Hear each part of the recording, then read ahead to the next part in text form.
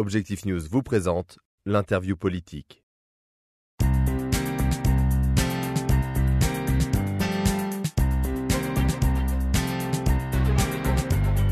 Bonsoir et bienvenue dans l'interview politique d'Objectif News. Nous recevons ce soir Pierre Lacaze. Bonsoir. Bonsoir. Vous êtes le secrétaire départemental du PCF. Vous êtes également candidat sur la première circonscription sous l'étiquette Front de Gauche lors des prochaines élections législatives.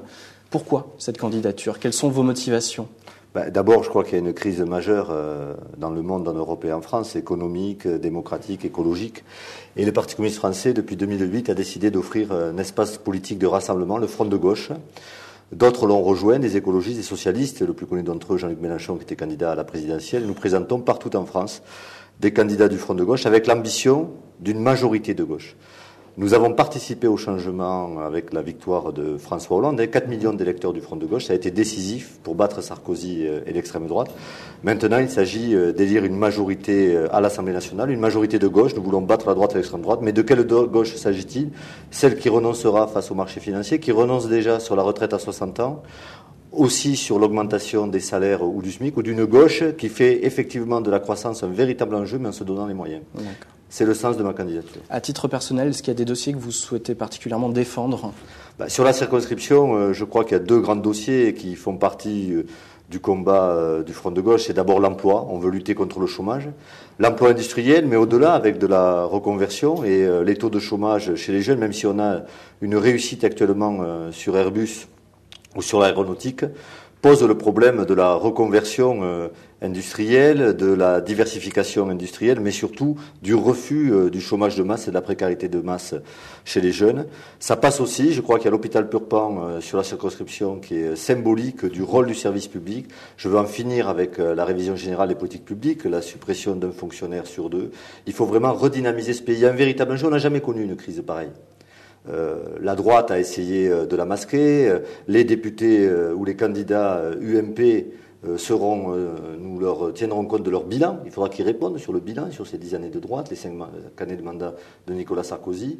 Et avec mes concurrents à gauche, du Parti socialiste ou d'Europe Écologie, je veux porter le débat sur la maîtrise de la finance. Il faut qu'on puisse maîtriser les banques. Nous proposons un pôle public bancaire national, voire européen, pour de véritables investissements. Donc 2 sujets majeurs pour moi, l'emploi et la défense du service public pour du vivre ensemble. Voilà, il y a besoin aussi de tranquillité dans cette République. D'accord. Un mot sur les autres candidats sur cette première circonscription. Quel regard portez-vous sur eux? Je crois que pour le candidat de l'UMP, il est porteur de l'arrogance de la droite et il s'oriente tout droit vers un échec. En tout cas, c'est ce à quoi j'appelle l'ensemble des électeurs. Cette circonscription est à gauche. Donc le député qui sortira dans la première circonscription, ça sera moi, Pierre Lacaze, candidat du Front de Gauche, ou la candidate du Parti socialiste qui est députée sortante et qui, elle, a accompagné les mesures d'austérité en Europe. Les députés socialistes se sont abstenus lors du vote sur le MES, qui est les mesures européennes de sécurisation, avec l'idée de mutualiser les dettes européennes. Mais la question, nous posons une réalité, c'est qu'aujourd'hui, la Banque centrale prête aux banques d'affaires à 1%, ces mêmes banques prêtent entre 3 à 8, 9, 12% parfois pour des États. Donc il y a un véritable hold-up financier. Nous disons que c'est un scandale, c'est l'argent public qui est détourné. Nous souhaitons que la Banque centrale européenne puisse prêter à 1% aux États, et puis nous ne voulons pas payer la dette des grands groupes capitalistes, des grandes banques qui ont pris des risques inconsidérés. Depuis 2010, l'ensemble des peuples européens paient la dette de la bulle financière capitalistique. Ça, c'est injuste, et donc il faut un député qui lutte contre ces forces financières. François Hollande disait l'adversaire, c'est la finance. Moi, je suis le meilleur adversaire contre la finance dans cette circonscription. Vous vous projetez déjà sur le second tour? Oui, je pense qu'il y aura un second tour, donc tout candidat au premier tour s'y projette. Je veux entrer en tête de la gauche au premier tour pour rassembler autour de ma candidature ensuite au deuxième tour et pour effectivement être élu député et avec beaucoup d'ambition sur le travail. Il faudra beaucoup travailler. Il y a à revenir sur l'ensemble des lois votées par la droite pendant 10 ans, sur le dernier mandat de Nicolas Sarkozy. Donc il y a beaucoup de travail législatif. Et bien sûr, l'élection présidentielle était déterminante. Il fallait battre Sarkozy et l'extrême droite. Mais maintenant, c'est l'élection majeure pour le pays, c'est-à-dire que c'est les députés qui font les lois. Et nous avons l'occasion, avec le Sénat qui a basculé à gauche, avec la participation d'ailleurs des sénateurs communistes dans cette majorité de gauche au Sénat, et ils sont conséquents. Nous souhaitons qu'il y ait un groupe front de gauche important à l'Assemblée nationale. Et puis, nous avons fait 16% des voix sur la circonscription à la présidentielle. Et nous pensons qu'il serait dommageable pour toute la gauche que seul le Parti socialiste en Haute-Garonne soit représenté à l'Assemblée nationale. Donc, dans la première circonscription, les électeurs ont la possibilité de m'élire comme député, avec une véritable ambition pour moi de me mettre à leur côté pour traiter les dossiers. Il y aura un lourd travail à effectuer. Vous pensez que la gauche peut faire grand chelem en Haute-Garonne ? Oui, je crois que la gauche dans son ensemble, pas simplement le Parti socialiste, parce que la gauche, il y a aussi le Front de gauche, il y a aussi Europe Écologie, les Verts, il y a d'autres partis politiques. La gauche est capable, dans ce département, d'envoyer 10 députés de gauche, mais moi je souhaite qu'il y ait dans ces 10 députés des députés du Front de gauche. La droite est en grande difficulté, elle est en échec. Elle vient de perdre l'élection présidentielle. Ça s'est joué sur le bilan de la droite et de Nicolas Sarkozy. Et les candidats de droite vont devoir être porteurs de ce bilan. Je pense qu'ils seront sanctionnés par les électeurs. Jean-Luc Moudenc, sur la 3e circonscription, a l'ambition de reconquérir un poste de député. Je crois que là aussi, nous le sanctionnerons et qu'effectivement, il peut y avoir un grand chelem de la gauche, mais dans toutes ses composantes. Personne ne gagne seul.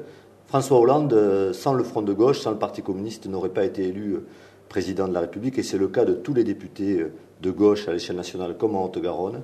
On n'est jamais élu seul sur sa simple composante politique. Il y a un deuxième tour, et là, il faudra rassembler. Et je crois que dans de nombreuses circonscriptions, il faut permettre au deuxième tour au Front de gauche d'être présent. Est-ce que justement les dissidences que l'on voit déjà apparaître dans certaines circonscriptions potentiellement ne peuvent pas mettre à mal ce grand chelem ? Je ne crois pas. D'abord, il y a les dissidences au Parti socialiste. Il y a le non-respect d'un accord entre Europe Écologie et les Verts et le Parti socialiste. Mais il n'y a pas de dissidence au Front de gauche. gauche. Nous nous présentons unis. Nous avons 10 candidats du Front de gauche. Je crois que c'est dommageable. Nous l'avons dit, nous le dirons publiquement. L'heure n'est pas à se partager les postes, à des batailles d'ego. L'heure est à gagner les législatives pour une majorité de gauche avec de nombreux députés Front de gauche. Je pense que tous les candidats doivent être conscients, aujourd'hui en tout cas à gauche, que notre pays attend beaucoup de changements. Et nous souhaitons changer vraiment. François Hollande disait « changeons maintenant ». Nous disons qu'il faut changer vraiment, revenir sur les lois de la droite et permettre une véritable croissance économique. Et donc, nous trouvons dommageable des attitudes un peu politiciennes ou personnelles qui se sont exprimées dans certaines circonscriptions. Et nous appelons les électeurs d'ailleurs à les sanctionner. Et le meilleur moyen de faire gagner la gauche rassemblée, parce que c'est ce que nous proposons avec le Front de gauche.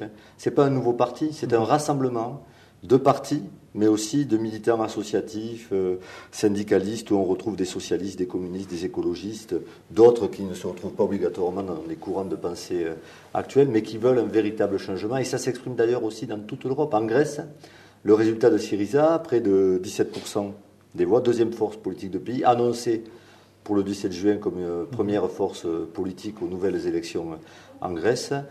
C'est important, et je crois qu'un score important de nombreux députés pour le Front de gauche, associé à ce qui peut se passer en Grèce, c'est donner les garanties d'une réorientation de l'Europe, au-delà des débats qui, pour l'instant, ne sont pas accompagnés de grandes annonces sur la croissance amenée par François Hollande. Vous présentez 10 candidats en Haute-Garonne sur l'ensemble des circonscriptions. Quels résultats seraient satisfaisants pour vous ? Des députés. 10 Des députés, non, pas des députés, parce que ce que nous disons à d'autres forces de gauche, nous le pensons aussi, mais 1-2 députés serait important. Nous n'en avons pas dans ce département. Nous avons près de 25 députés à l'échelle nationale. Nous espérons aller au-delà des 50-60 députés à l'échelle nationale. Et dans ce département, effectivement, avoir un député, mais surtout, je crois, réaliser le meilleur score possible au premier tour avec un engagement sur les contenus. Je fais, moi, la proposition d'une assemblée de circonscription qui se réunirait 2 à 3 fois par an, réunissant les élus de la circonscription, des citoyens tirés au sort, les forces économiques, syndicales et associatives, d'abord pour faire le bilan de mon mandat, et puis pour discuter des grands dossiers. Donc nous allons à cette élection pour être élus, mais aussi pour susciter des débats sur les contenus, je disais, sur l'emploi industriel, sur le service public. Il y a la question de la laïcité, du vivre ensemble, de l'effort à faire dans les quartiers. Il y a de grands chantiers pour l'ensemble des députés et nous souhaitons en tout cas peser sur les contenus réaliser les meilleurs scores et avoir un député au deuxième tour des élections législatives. Vous avez senti un basculement lorsque Jean-Luc Mélenchon est venu tenir son meeting à Toulouse. Beaucoup de personnes, on l'a dit à plusieurs reprises. Est-ce que ça a donné justement une impulsion que vous avez ressentie ? Oui, le meeting de Toulouse du 5 avril a été un meeting important, mais nous le sentions depuis quelques mois sur les marchés, dans les réunions publiques. Il y a une volonté de gauche. D'ailleurs, Jean-Luc Mélenchon fait un de ses meilleurs scores en France sur les circonscriptions toulousaines. Ça ne nous étonne pas parce que Toulouse est une terre de gauche. Elle l'a prouvé en 2008 en élisant une majorité de gauche, dont je fais partie à la ville de Toulouse. Je suis élu à la ville de Toulouse avec Pierre Cohen. Et lors des élections présidentielles, elle l'a à nouveau conforté. Le meeting de Jean-Luc Mélenchon a été un événement considérable pour le département et pour Toulouse, mais nous avions senti partout, avant et après, l'exigence de changement de nombreux de nos concitoyens.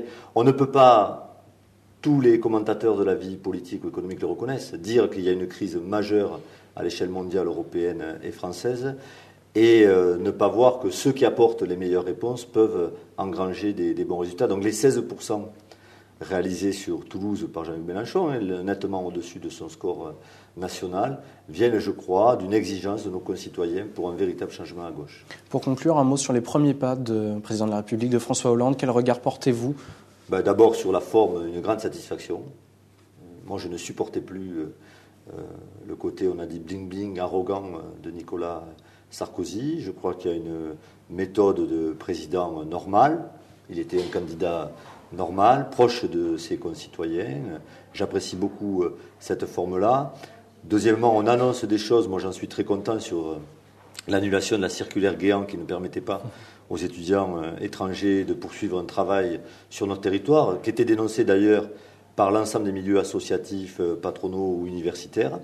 Il y a d'autres mesures intéressantes au niveau de l'éducation nationale. Par contre, nous alertons François Hollande. S'il veut réaliser le changement, il faut qu'il écoute ce qui est dit dans le programme L'Humain d'abord du Front de gauche, notamment sur le fait de s'émanciper de la finance. Sur la question européenne, je voudrais alerter nos concitoyens. Oui, il faut un pacte de croissance à l'échelle européenne, mais il ne faut pas qu'il soit lié au pacte budgétaire actuel. C'est-à-dire que ce qu'on nous propose en Europe aujourd'hui, c'est ce que vivent les Grecs. C'est de restreindre l'ensemble des dépenses publiques, ce qui conduit à baisser les salaires de 15 à 20% dans le privé comme dans le public, à arrêter tous les investissements. 70% de l'investissement dans ce pays, dans le nôtre en France, est réalisé par l'investissement public, notamment avec les collectivités territoriales. Donc il y a besoin de relancer l'économie. Ça ne peut pas être un volet supplémentaire. Il faut abolir le traité Merkel-Sarkozy, le pacte budgétaire, et permettre aux États, à l'échelle européenne, de redynamiser leur économie. De plus, il y a un point démocratique important. Le pacte budgétaire prévoit que si les États dépassaient 3% de déficit du PIB, leurs budgets seront contrôlés par la Commission européenne et des technocrates. Ça, c'est intolérable pour le peuple français.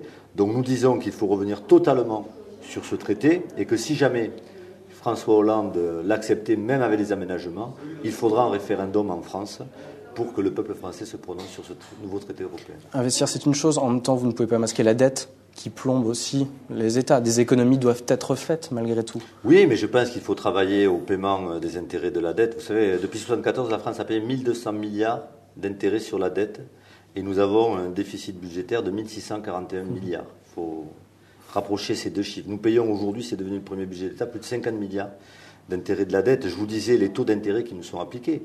Et là, il y a un hold-up, parce que c'est la Banque Centrale Européenne, financée par les États, qui donne 10, 20 milliards à des banques, à 1%, qui elles-mêmes vont vous les reprêter. Dans la proposition qui est faite aujourd'hui, c'est de mutualiser autour de 3%, mais parfois à 8%. C'est notre argent qui est donné à des banques d'affaires qui nous les reprêtent. Donc il faut renégocier totalement cet étalement de la dette. Et deuxièmement, il faut pouvoir payer ces dettes. L'austérité a fait la preuve de son échec depuis 15 ans. Elle a fait la preuve de son échec en Afrique, où cette question de la dette était importante, le FMI poussait là-dessus, mais elle a fait la preuve de son échec en Grèce. Ce n'est pas parce que vous baissez les salaires, que vous arrêtez toute activité économique, que votre pays se retrouve en capacité de payer la dette. Au contraire, la dette s'alourdit, et je crois que des banques d'affaires aujourd'hui négocient avec la Grèce pour prêter au taux de 23%. Vous imaginez le scandale. Donc oui, il y a une question de la dette, nous voulons la régler, mais nous pensons que la dette se paiera par la croissance, et puis il faut mettre la main sur la finance et les banques. Il faut un pôle public européen bancaire qui puisse prêter directement aux États, peut-être même en dessous du taux de 1%, parfois à des taux à 0%. Ça existe pour les particuliers, ça peut se concevoir pour les États. Et il faut redynamiser par la croissance On ne peut plus aujourd'hui accepter la précarité généralisée. 800 000 précaires dans la fonction publique. Les jeunes, avec des taux de chômage en Espagne, atteignent les 50%. Donc on va tout droit dans le mur. Et c'est les mêmes politiques. Il faut en changer. Pierre Lacaze, merci.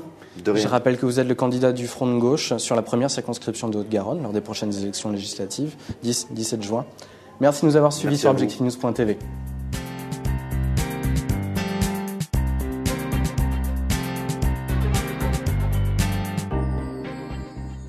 Objectif News vous a présenté l'interview politique.